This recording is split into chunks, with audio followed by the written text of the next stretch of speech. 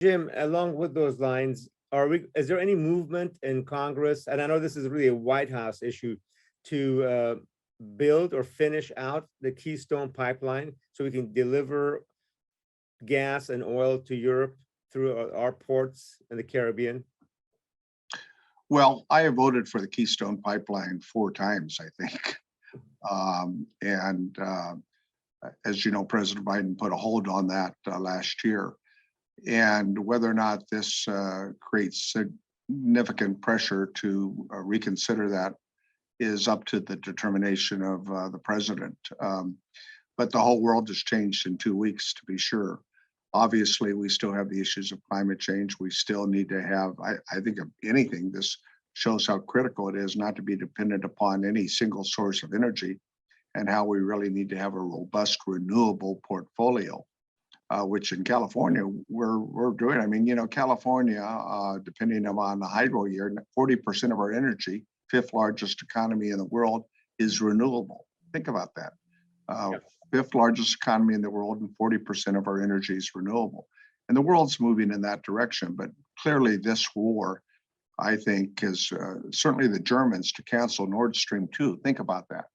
We had been pushing and pressuring them, and the world has changed. Not only did Germany cancel that very important pipeline to them, Nord Stream 2, but they've also now looked at in a short term, whether or not they can initiate some of their nuclear plants that they were mothballing or shutting down.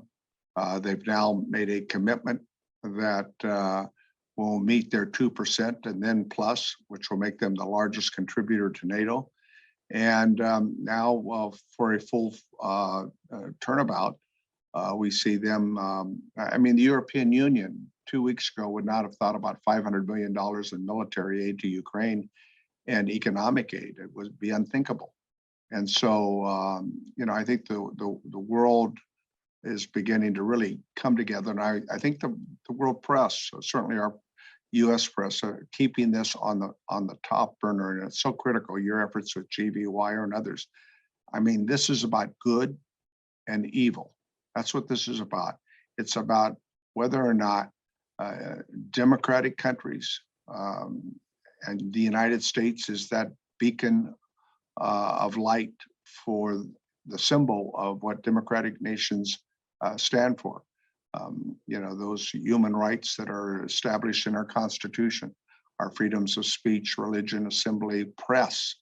And the fact is that we share that in common with our European allies, Right. and other parts with Japan to be engaged.